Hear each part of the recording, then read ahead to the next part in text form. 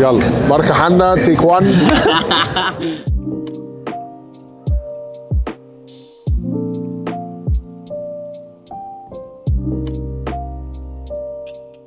ازيكم، ايه الاخبار؟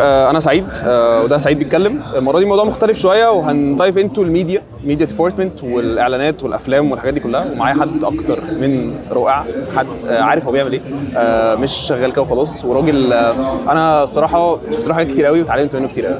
فمارك ازيك سعيد؟ ايه الاخبار؟ كله حلو. اول حاجه عايزك تعرفني بنفسك. انا اسمي مارك، شاب بيحب عالم الافلام والسينما والاعلانات، يعني بحب عالم الستوري تيلينج ثرو فيديو. ده يمكن ده الشغف بتاعي. حلو قوي. وظفت ده في حياتي بان انا بقيت مخرج،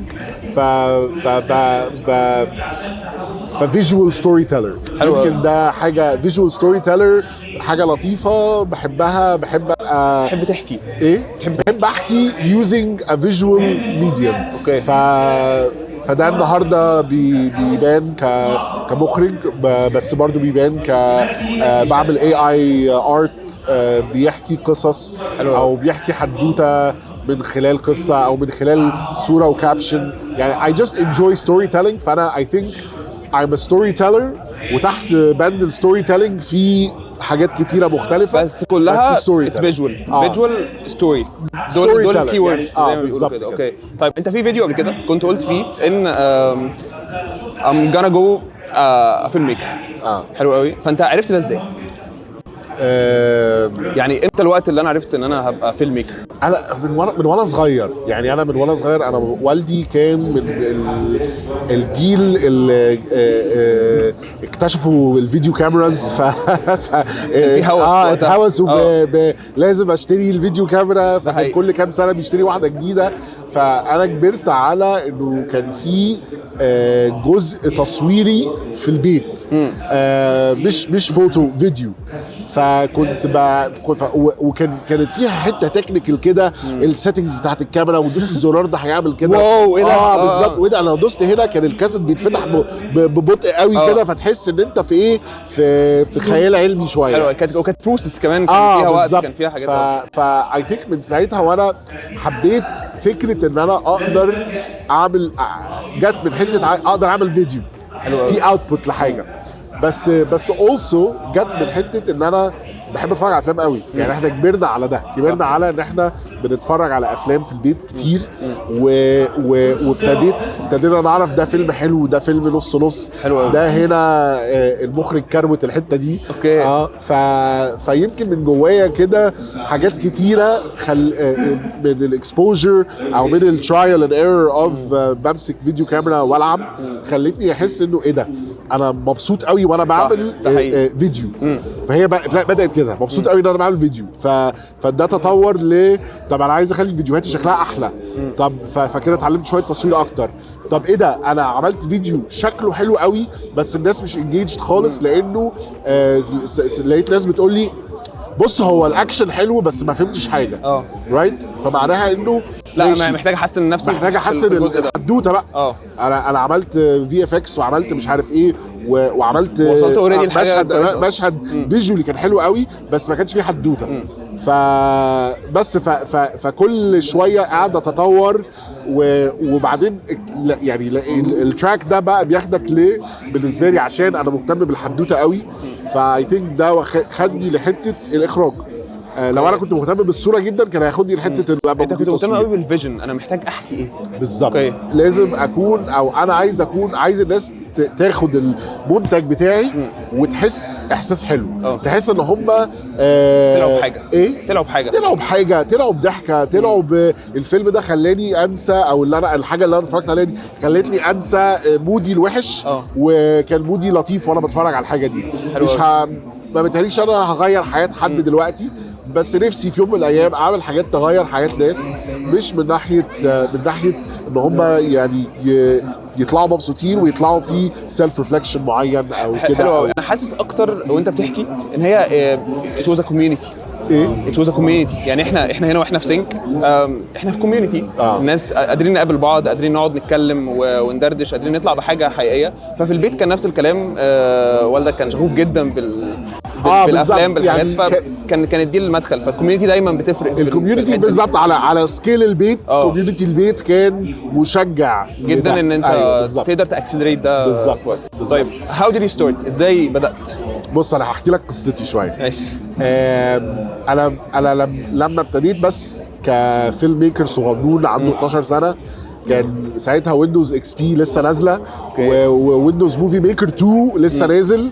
فويندوز موفي ميكر 2 اداني حاجه يعني غيرت حياتي، ان انا اقدر احط صوت على صوره. اوكي. فان انا اقدر احط صور جنب بعض واحط تراك ميوزك تحتيه. فقلت ايه ده، انا ممكن اعمل سلايد شوز بقى. الشغف بدأ هنا.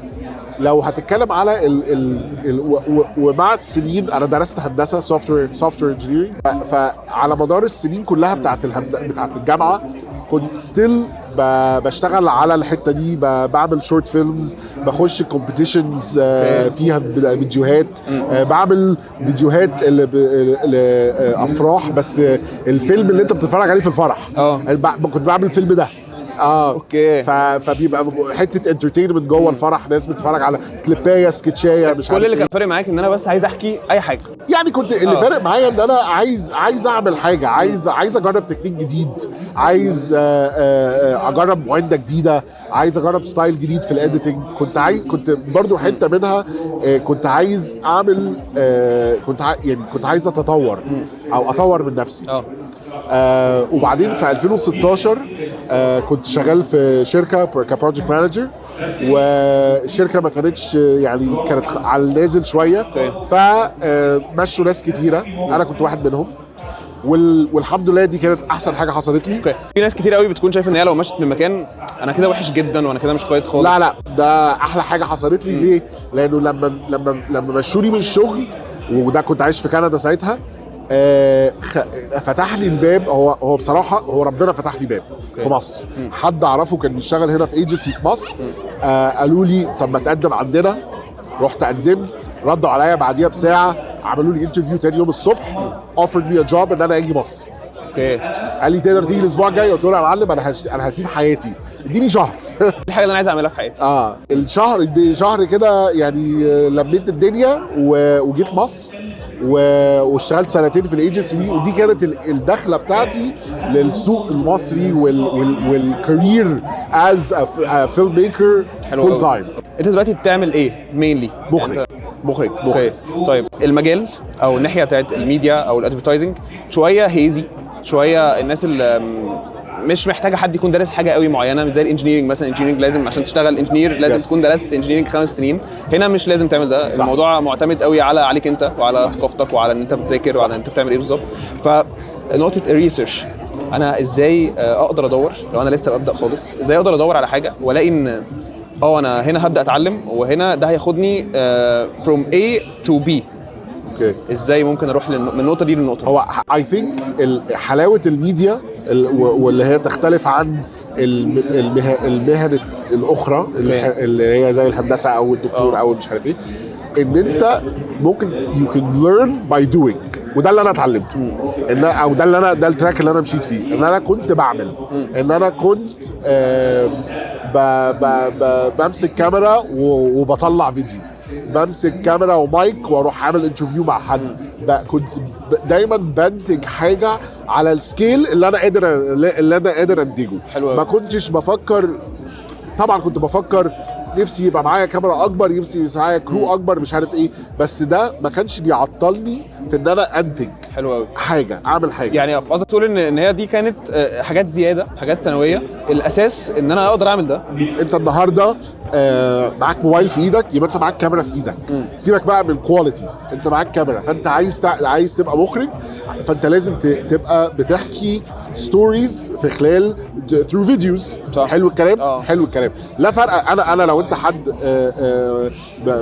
مخرج وعايز توريني البورتفوليو بتاعك، الصوره الحلوه او مش حلوه مش دي عمري ما هديها لك انت ككريدت.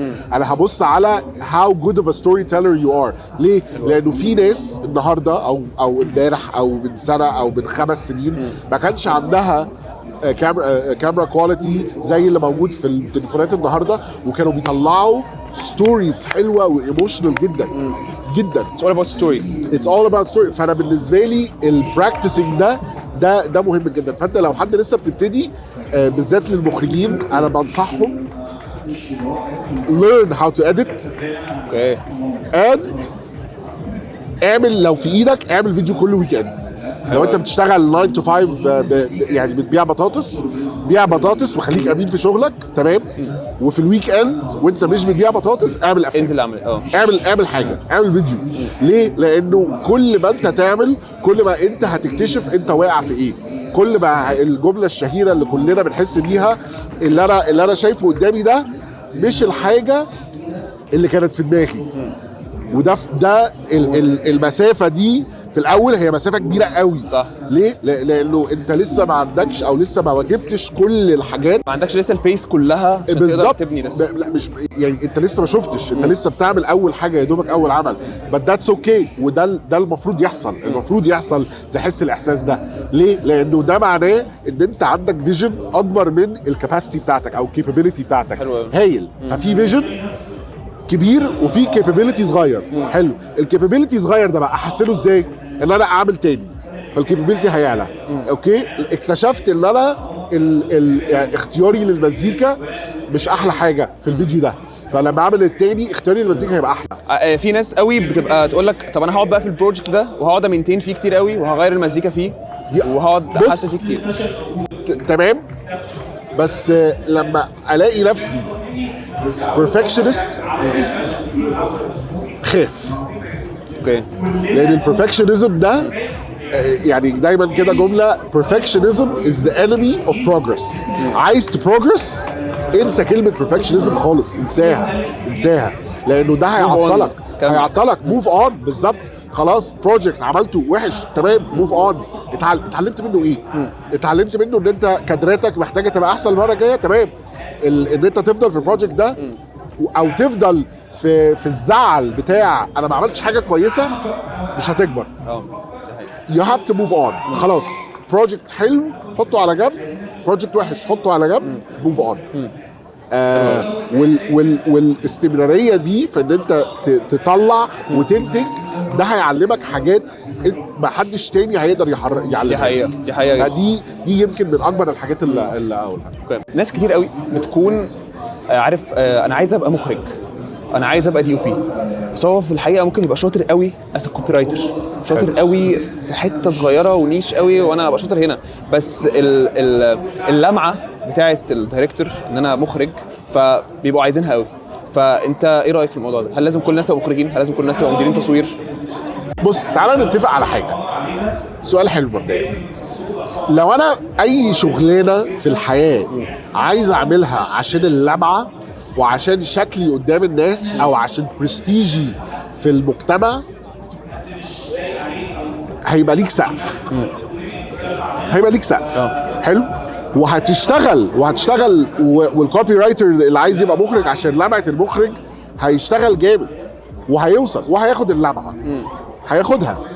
بس هيقف امتى؟ هيقف لما ياخد اللمعه. لا وانس ان هو وصل للسقف بتاعه خلاص البوش مش هيبقى عنده سبب يبوش تاني. اكتر من كده. انا عايز ابوش عشان عايز ابقى برستيجي حلو قدام الناس، عشان لما اقعد مع حد اروح رامي كلمه انا دايركتور. انا مخرج. برافو. هتبقى ده زي عارف زي ايه؟ ده زي لعيب كوره عايز يلعب كوره عشان بس يقول انا لعيب كوره. حلو. فهيجي له عقد عمل في نادي درجه ثالثه وعايز يبقى هو نادي درجه اولى. وانس ان هو وصل لنادي درجه اولى خلاص انا لعيب كوره. بس بالظبط. عمره ما هيجي له عقد عمل بره، عمره ما السكاوتس هيشوفوه ان هو جامد جدا. ليه؟ لان هو خلاص هو خد برستيج ان هو يبقى لعيب كوره في الدوري الممتاز وخلاص كده. انا اصلا الاتيتيود بتاعه كل حاجه هتتغير تبقى الناحيه دي بالظبط. فانت اي حد بيعمل اي حاجه عشان اللمعه بتاعتها او عشان برستيج او عشان كده هتقف. فبالتالي البوتنشال بتاعك في الحته اللي انت فعلا كويس فيها مش هتشوفه. اوكي. فده الخطر، ان انت عندك جواك بوتنشال ما طلعش عشان انت وقفت او استريحت في حته معينه. عارف دايما الستيك بتاع الكرييتيفز اللي هو انا عندي فكره ما حصلتش تحفه ماشي، وفي حد تاني عنده فكره عاديه بس يقول لك انا التيم بتاعي هو ده كل حاجه، التيم بتاعي هو اللي ممكن يحول فكره رايحه في داهيه لفكره واو. فانت ايه رايك، التيم هو اللي بيحرك وهو اللي بيعمل فكره حلوه، ولا الفكره هي اللي بتعمل شغل حلو؟ ما هو ممكن يبقى عندك تيم حلو قوي بس الفكره وحشه، وممكن يبقى عندك فكره وحشه قوي فكره حلو. يعني هي هما ايه